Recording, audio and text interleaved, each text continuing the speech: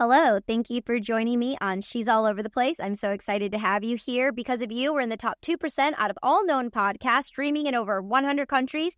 Make sure you like, subscribe, and share this episode with someone you know that loves the Beatles, because we have a really exciting episode for you.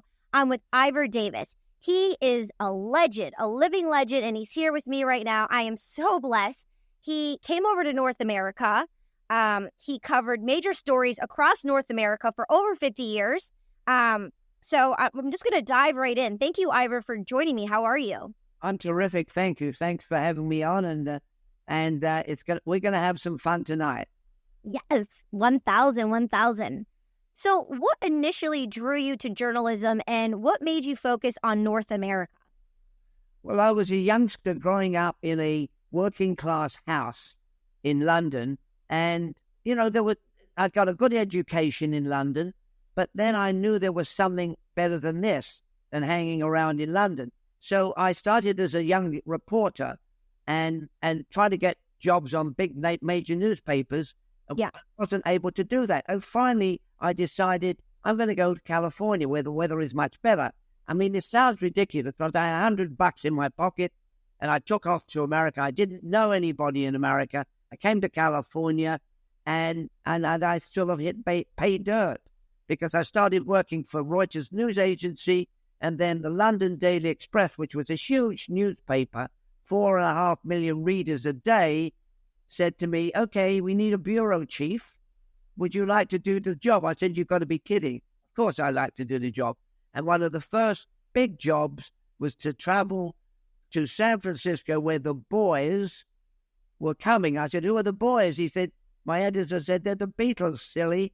I said, oh, okay, I think I saw the Beatles on the Ed Sullivan Show. I'll go. And that was it. What a piece of luck being at the right place at the right time. Wow. Yeah. And then you were the only British daily newspaper correspondent with the Beatles for their entire first tour. Exactly. So what was it like being on the road with them at such a pivotal moment in their careers? Well, it was unbelievable. I'd never seen, I don't think I'd even been to a rock concert. I know that sounds silly, but when I showed up in San Francisco the first night, we sat down. I sat in the front row. Brian Epstein, their manager, gave me a play sheet, and I'm glad he did because as soon as they started singing, I couldn't hear a thing. I knew from the sheet what they were singing, but the girls were screaming, absolutely screaming from start to finish. But I'm going to ask you a question, if I may. You probably won't believe this, but how long do you think the Beatles performed the first night at San Francisco and that at the Cow Palace? Take a guess. How long were they on stage for? Oh, I want to say 2.5 hours, but maybe 3.5. How about 27 minutes? Oh, way short. Okay, the other side I was going to say was 15. Oh, well, I mean, the Beatles did their 10 songs and they were gone.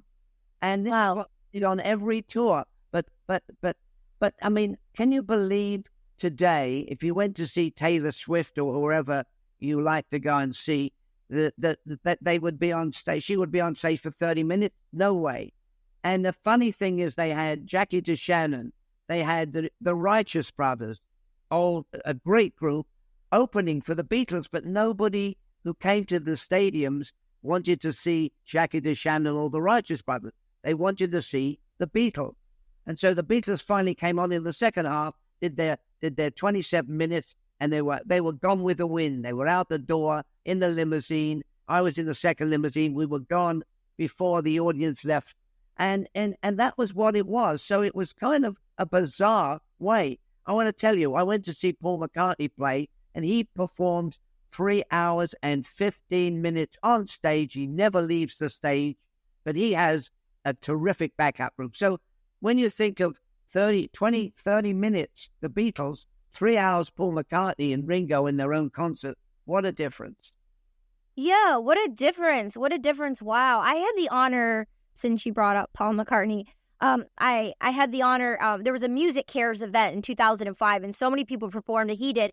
And I found out he was a painter. I had no idea he was a painter as well. So, Yeah, so that was really epic. Only time. This at you.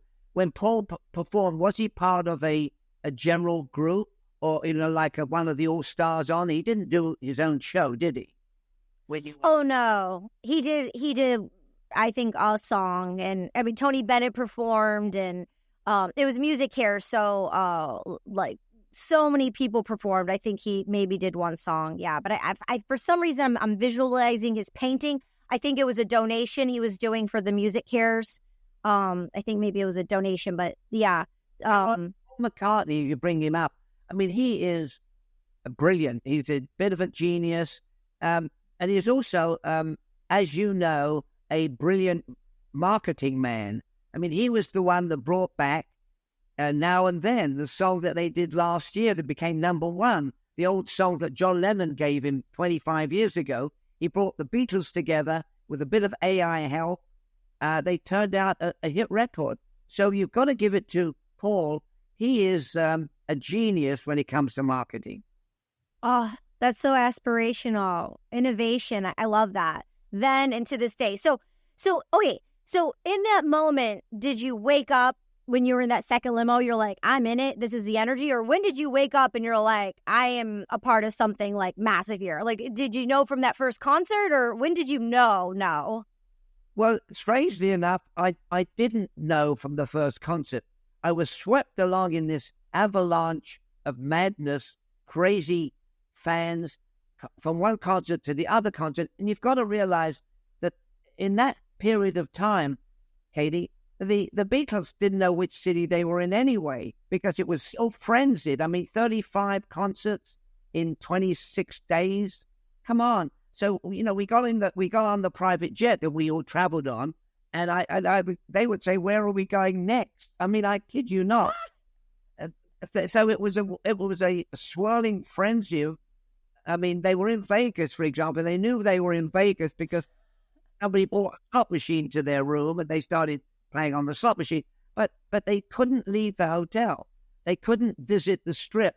They couldn't walk down in San Francisco or wherever they were, because they would have been torn to pieces. So the poor guys were prisoners in the hotel, and I fortunately had the key to the hotel because I was in the next room, and I could go in and I could help myself to their mini bar, and they knew after a while that I was okay. They kind of vetted me, and then I became part of the family, and the kind of access I had today, you would never. The access I had then, you could never have today, because you know what security is like. You go to these concerts, you can't get near the talent unless they give you the green light. So it was a wild ride. I would say a wild ticket to ride. And when I finished the tour, the next day, my editor said, "Thanks for doing the column, Ivor, for George Harrison, and thanks for covering them. The Warren Commission report just came out. We need you to do a story on it." So 24 hours after I left the Beatles, I was on another big story. So that was life. Yeah. Speaking of George Harrison, can you share some insights to him as a person and how he differed from his bandmates? Yes, George was, as any Beatle fan knows, the quiet one. And to be honest with you, he was the quiet one. My job was to write a column for him. And so I must admit it was very hard for him to open up to me, mainly because he went to bed at 2 a.m, and then he woke up at 2 p.m. My deadline was 4 hours earlier. And so for the first couple of weeks, I actually made up the column until George called me on it. Keep this to yourself. Don't tell your listeners I made up the column, but I did. I confess. Thank you. Good. Mum's the word. The word, yeah. Mum's the word. So George was hard going at first, but you've got to realize that once he got the confidence, George Harrison was, in his own mind and his own words, a second-class Beatle. The key guys were John and Paul and Ringo in the back, and George wanted more songs, but he didn't get it. And the amazing thing was that George, as you know and as the world knows, when he broke up from the Beatles, had his own career, which was a dazzling career. He wrote great songs, While My Guitar Gently Weeps, and all those terrific songs, and he became a star in his own right. But it took a long time for him to mature, and he did mature, as you know, and is now, also one of the legends. Unfortunately, he died, as most people know, too young. I think he had throat cancer, and John, of course, died in a terribly tragic way that we all know about from some demented fan. But anyway, so that was George. He matured as he got older, and ended up, a giant in the music field. Well, speaking of the tragic accident, do you recall when your last moment with John, like where you were, and not knowing you would never see him again, but how was that experience for you, like in reflecting on your last moments with him? My last moments with John was when he came to Los Angeles for the Lost Weekend. He came with a lady called May Pang. Now, I didn't know that May Pang had got the green light from Yoko for John to come to L.A. So I went to see John, and John was a kind of a wicked, funny guy who liked to provoke you. So when I went to see him at a house owned by Lou Adler, the record promoter in Bel Air, May Pang opened the door and ushered me in, and John said, "This is my assistant." Now, I didn't know the true nature of their relationship until much later. So then John sat down, and we had a terrific talk at the pool, and John, and then I realized later on that he'd been that Lost Weekend was a bit of a disaster because he was on drugs. He was making a new album, and that's the last time I saw John. It had to be 10 years before he died. And so I liked John. John was provocative. He was funny. Whatever he would do. I mean, if you said my name is Katie, he would say, "Are you Lady Katie?" or something like that. He would poke fun. He called me Ivan the Terrible, although my name is Ivor. But that was John. If he met you, he would like to needle you just to get a kick out of it. But that was his sense of humor. I think I don't want to go on too long, but I can. But John, I've met a lot of people in my career, a lot of great, talented artists. John Lennon is a genius, no doubt about it. Peter Sellers, the English actor, brilliant, genius. And the other one was Robin Williams. I don't know if you remember Robin Williams. What a talent. I met him. I have a photo with him. So, when you had a photo with him, did you get a chance to talk to him? It was short. It was after a premiere of his film, but his spirit and I spoke. It was a quick thing, but he was glowing and smiling. His spirit and our spirits connected. But no, we didn't have an in-depth conversation. Robin Williams was so brilliant that he could do a riff on anything without any rehearsal. He was so off the cuff. And John was like that. And Peter Sellers, the English actor who died too young of a heart attack, they were three people I was lucky to meet and get to know a bit, who were just brilliant in their field, unbelievable. So who have we forgotten? Well, real quick. Yeah. Real quick before we move on to Paul. By what you just said, it reminds me of a stand-up comedian. Like if he were to maybe go into comedy. And my personality, I'm very I love shock value, and I'll do things just to shock people. So when you say, yeah, that's all right. Go ahead. So when you say provoke, yeah, people don't like that. In America, people don't like that, especially. But I think in Europe, it's the humor and people get it. But America, people don't like it. They take it personal and they're very sensitive and they don't understand it. But I very much love that provoking nature. So, and a lot of people who have that provoking nature, I feel probably get insecure and try to dumb themselves down to not fully be authentic with them when they're just playing around. He's playing with his probably childlike spirit from how I'm taking it. Yes, you're right. I mean, he liked to provoke because this was his way to get on with people. And if you didn't, I mean, if you took serious offense, he wasn't interested. He liked to get a rise out of you, and I'm sure we all know people who are like that. And as you just said a minute ago, of course, it was part of his insecurity, because don't forget, John Lennon lost his mother very early. So did Paul McCartney, but Paul McCartney didn't turn into the provocateur that John did. Paul McCartney was very different and is very different. He's still around, of course, as we know, very ever present. So that was it. You're right. John liked to get a rise out of you, and if you reacted the wrong way, then he would walk away. But he loved, I tried to give him back some cheek that he gave me, and he appreciated that. I mean, I wasn't rude as he was, but anyway, there you go. You know how to get on with people. I love it. It's the first time I've ever heard this. And I mean, that's why we're tuning in, just to hear these epic, unique, never heard stories. So that's really, really, thank you. And did you want to share something about Paul before we moved on?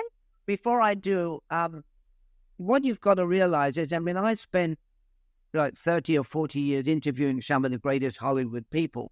Some of them were terrific. Some of them were so insecure about themselves that they were very uncomfortable. Now, in a way, I think John was probably a bit insecure about himself. I mean, I love to get into this psychological thing, but you've got to realize that the boys, all the four boys, grew up in working class homes. I mean, Paul was a little bit better off, and in that period of time, same as me, they were in Liverpool. I was in London. We had the Germans, the Nazi, the Luftwaffe bombing the hell out of us as we were kids. I mean, I grew up in a bomb shelter in London.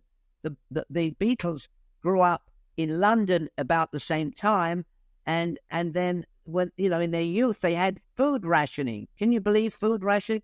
I mean, when you were a youngster, if you couldn't go out to In-N-Out Burger or whatever, Chick-fil-A or whatever the hell it is, and order. I mean, you had sugar, you had egg powder, a horrible thing. And if you got a banana given to you, it was like the biggest treat on earth. So the Beatles, like me, grew up in a severely restricted world.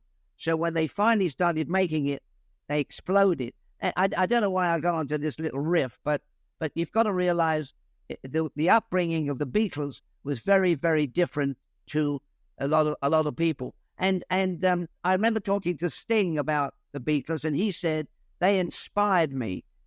He grew up in Newcastle, also a kind of a tough town, and the Beatles grew up in Liverpool, and so many rock stars that I've spoken to were inspired by the Beatles. I've gone a bit off key, but I apologize. That's what She's All Over the Place is all about, because it all circles back together, the journey of life. So I love it. I love it. I mean, my mind's just blowing up because, again, I had a photo with Sting one time and I saw him perform, and that could go off in a different direction. We won't go there, but very neat, very neat. And then you have your new book, The Beatles and Me on Tour, and it offers unique insider's perspective. So were there any surprising revelations or moments that particularly stood out for you? Well, there was so much. I happen to have it here. See, my original book, here's my new book, blatant promotion coming up. But that's what life is about, a little bit of blatant promotion done in a nice way. Well, I had the ability to step back and examine the Beatles phenomena even more independently, if you like. And during that, before you and I started this recording, I said to you, I've discovered a new family, and my new family is the Beatles fans, the Beatles family. It's amazing how the world has become a smaller place, because I see scores of wonderful people, and we're linked by the one common denominator, our knowledge of the Beatles. We met them, they met them maybe, or some of them, I'm pretty ancient now, And so a lot of them didn't meet the Beatles, but we have this common thing. I'm going to Liverpool later this year for the International Liverpool Beatle Conference. I'll be speaking at the conference, and I will meet a lot of people who have love and affection for the Beatles, and it will be a great kind of like family reunion. And we're talking about family reunion. So the Beatles have become part of my family in a way that I never, ever, ever thought would happen when I first met them. Wow. I'm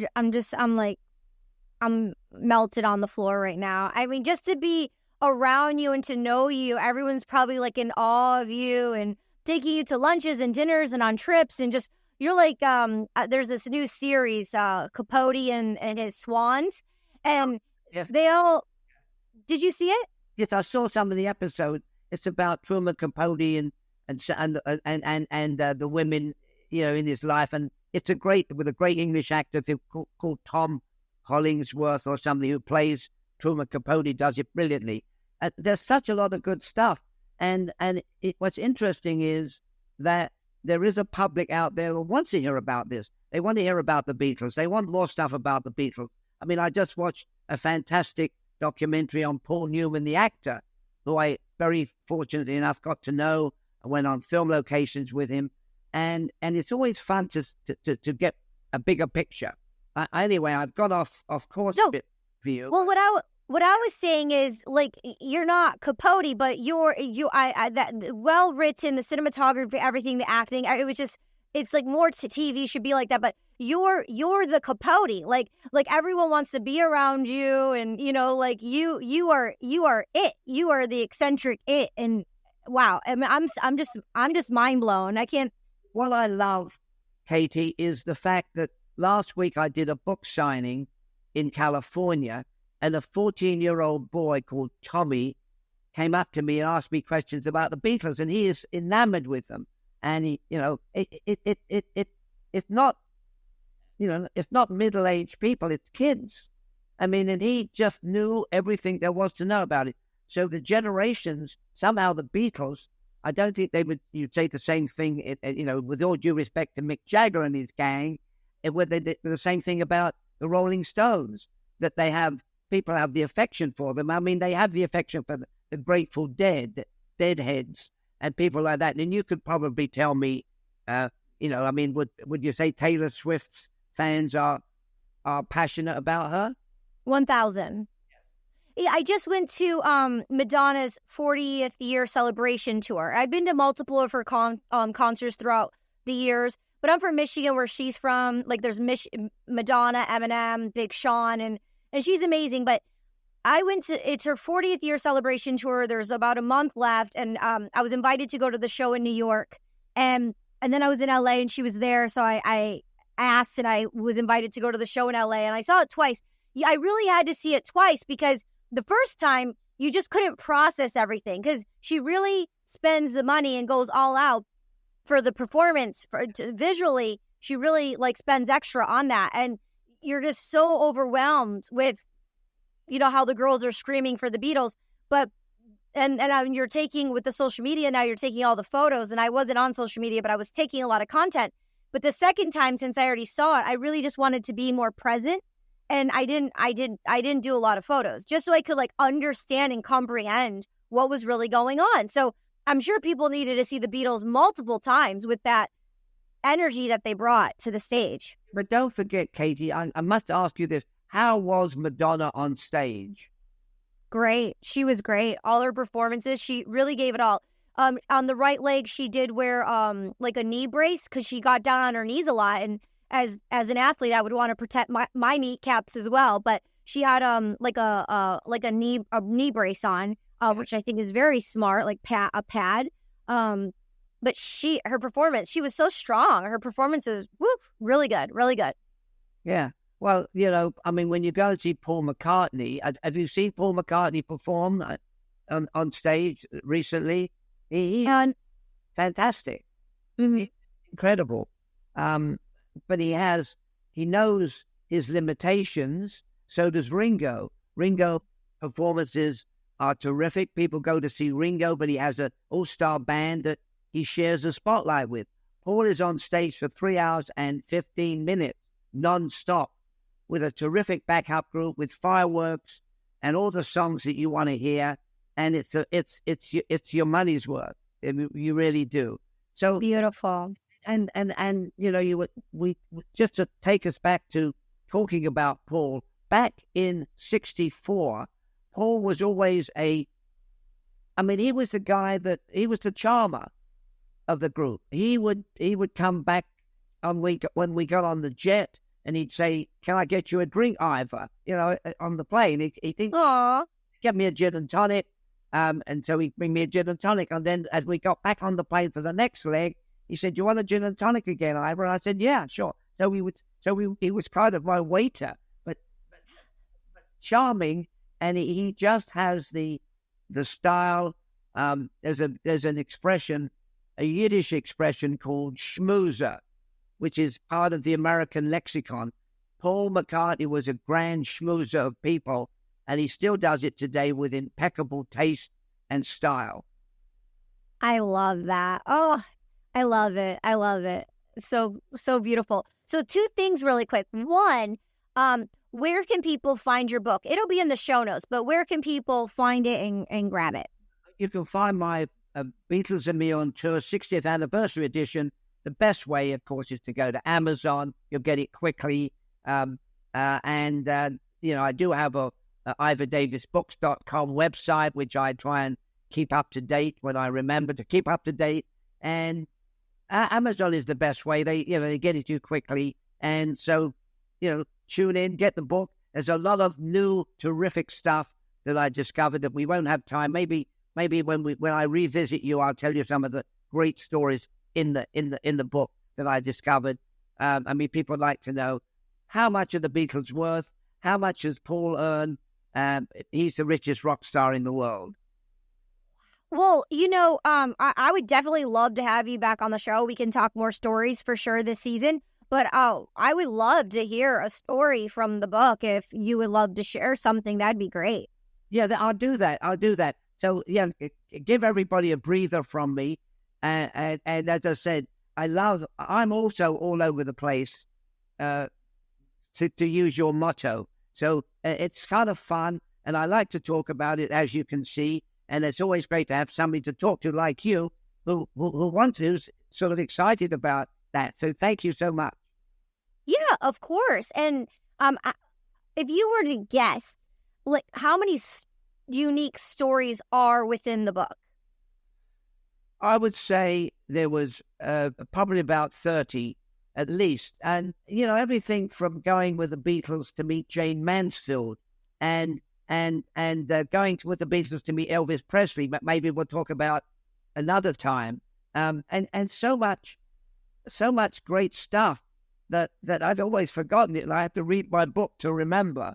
So there's a lot of great stories, and how I almost ran into Paul in Malibu not long ago, and there's a great story there. So let me keep something for the next time we get together, because you are a terrific audience, and you're as I said to you, you have the energy, the effervescence, and the excitement that please keep. Okay. Yes, 1,000%, 1,000%. With that being said, do you want to wrap it up, or do you want to keep chatting? No, I as you know, I have to very shortly head off. But I just want to say that what I said before. I'm going to Liverpool. I'm going to Liverpool in August for the Liverpool convention, and I will meet people I've never met before. And I'll also be reunited with good old Frida Kelly, who was the Beatles' secretary, Brian Epstein's secretary, who is a lovely lady, and we've stayed friends for so long. And I'll see her and so many other Beatle people that I haven't seen for a long time. So I'm looking forward to that journey with a great deal of excitement and enthusiasm. And even if I wasn't speaking, it would be fun to just reunite with some of the people who everybody has their own story. Yeah. Brian Epstein friends, the guys that grew up. I think Pete Best, the drummer that never made it, will be there. And everybody, it's like a big, giant jigsaw puzzle. you come back to Liverpool, where they all began, and the pieces come together again. And we'll be doing a lot of stuff at the Cavern Club, which is where the Beatles were first discovered back in the early 60s. So it's going to be a terrific trip. I'm going to enjoy myself. I'm going to meet a lot of new people, and my family of Beatles will grow even more. I love it. And actually, later on in the time you'll be there, I'll actually be in Europe. So if I could pop over and join, that would be so lovely. So keep me posted and think about me. I will keep you posted. I'll tell you exactly when it is. I mean, you just have to come over to Liverpool with your microphone, and you will have a field day. You will be in heaven. Wow. Well, we'll consider it done. I would love to. That sounds amazing. I've always wanted to go to Liverpool. There's this documentary on the Detroit electronic music scene, and one of my favorite EDM artists that came up, and their music's so eclectic. They were from Liverpool. There was a couple of them. I think Fatboy Slim. I think maybe it was Fatboy Slim. Maybe. Yeah, I'm going blank right now. But Billy J. Kramer or the Dakotas, who were Billy J. Kramer was a pal of the Beatles, and Brian Epstein managed him, and the Beatles wrote some songs for Billy J. Kramer. And last year I went to Billy J. Kramer's 80th birthday party at Abbey Road in London, and he celebrated. Billy J. Kramer, look him up. He did very well. He's still around. He's still recording, and you've got to get him on the show once, I tell you. And if you do want to get Billy J on the show, he's terrific. Let's do it.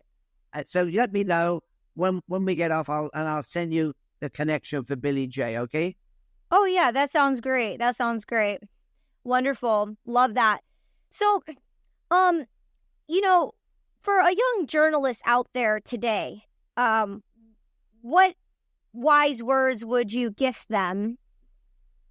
Well, it's very difficult. Times have changed a lot. I would say, when I speak to young journalists, and I do a lot, and I like to talk to young journalists.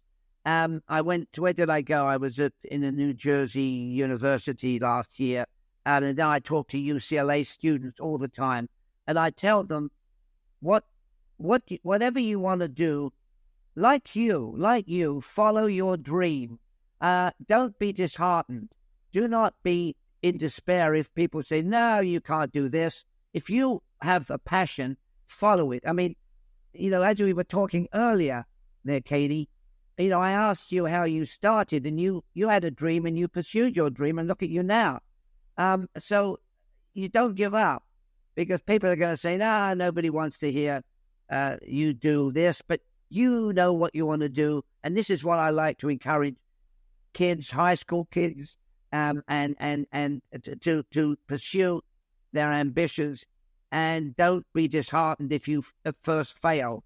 Because when I became a journalist, I got 65 rejection slips from newspapers, and I stuck them in a scrapbook, and unfortunately, I lost the scrapbook. But the moral of the story is, go for it. Did you do sports as a child to have that determination? Yes, I did. I was a passionate soccer player, and I was quite good. And I used to, I was soccer I played for a top amateur team who meant you didn't get paid, and that was my passion. I mean, I used to play soccer on a Friday, Saturday, and Sunday, 3 games in 3 days, and this was my escape hatch. I mean, we were talking about soccer was my escape hatch. Cross country running was yours. Was your life jacket, if you like. And I've continued my passion for soccer today, and I've imbued some of my grandkids with that. So if don't give up. That's it. I love it. Don't give up. It's wise words, and a great example of that is what they say, flew across the pond to come to America from another country. Like, you just really put your state, yourself, your circumstances, your story in a whole new environment. You're like, I'm not going down this path. I'm going to go somewhere unknown where I don't know anywhere and just start on a blank canvas, if you will. That's true. And if you look at it in today's light, I probably would have never done it, but I did it with part ignorance and part hope, and part, there's got, what's that song? There's got to be something better than this. I forget what that's from, but anyway. So you do. I mean, when I think of what I did then, I said, you must have been crazy, Ivor. Why would you even, why would you leave your family and come to America where you knew not a single soul, with less than $100 in your pocket and without a job? So there you go. Wow. Well, and I was sharing with you how my yaya, my 93-year-old grandmother, came from the old country, from Europe, on the boat, not on the plane, on the boat. And she spoke no English, but she had a drive and a passion to come to America to take care of her family in the old country and to, have a better life for me, for her, future generations. So, these are beautiful. Phenomenal. But, some of the most successful people in the world were people that started with nothing. They had a dream, I had a dream. What was it? Martin Luther King said that.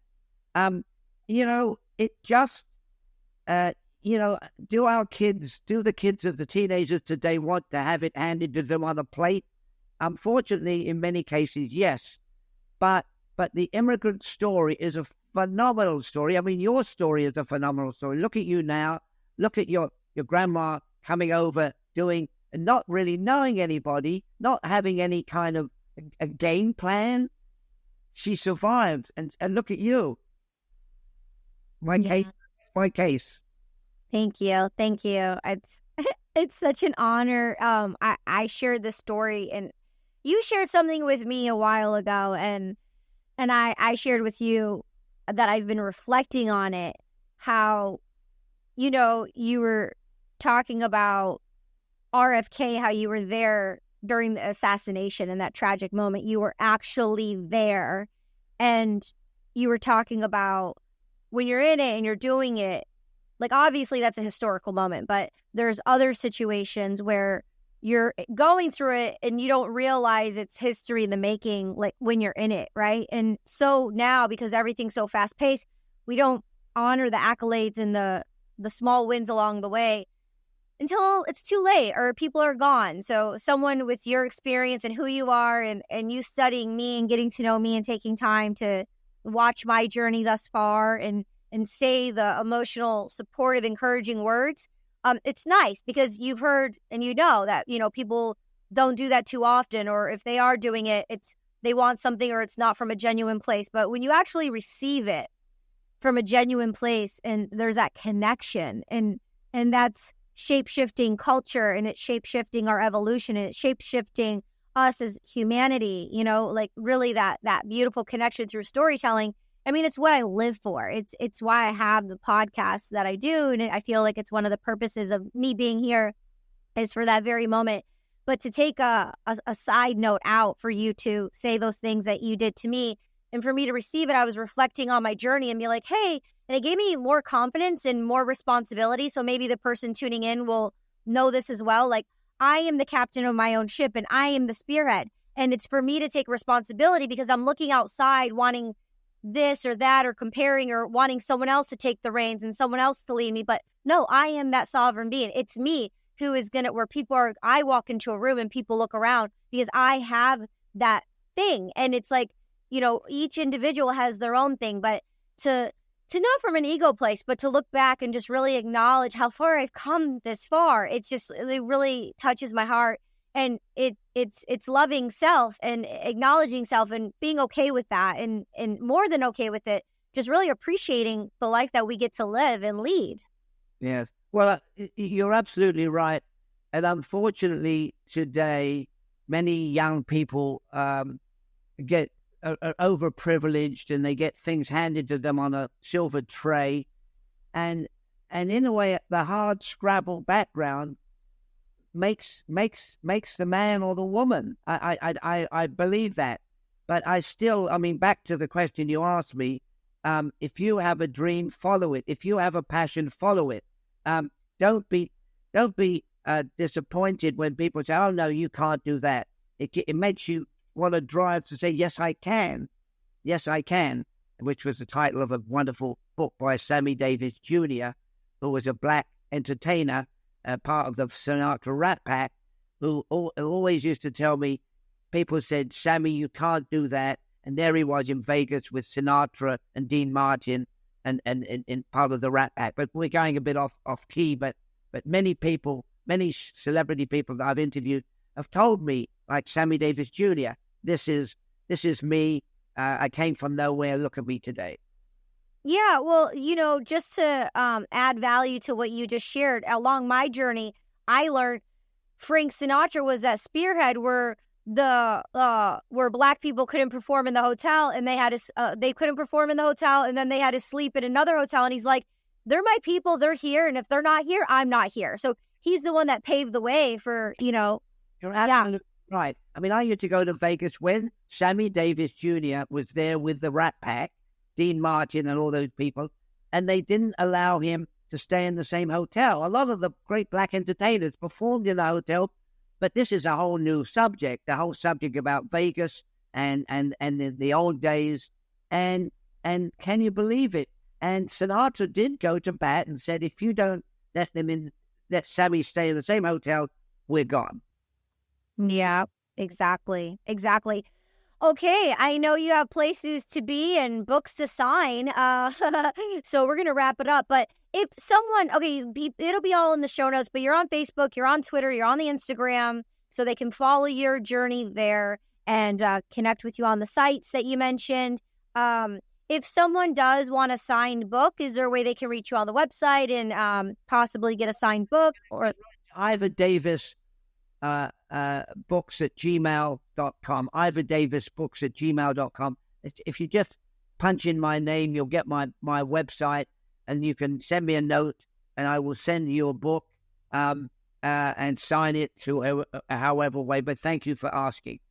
Wonderful. And that's Ivor Davis, Davis, Ivor Davis at gmail.com. Perfect. Yay! Okay, any last words of wisdom or anything you want to share before we wrap it up? Well, not really. We covered the waterfront rather well, Katie, and it's been fun. And, I was going to try and come up with a good Beatles song, it's just always great fun to talk about the Beatles with somebody as enthusiastic about life as you are.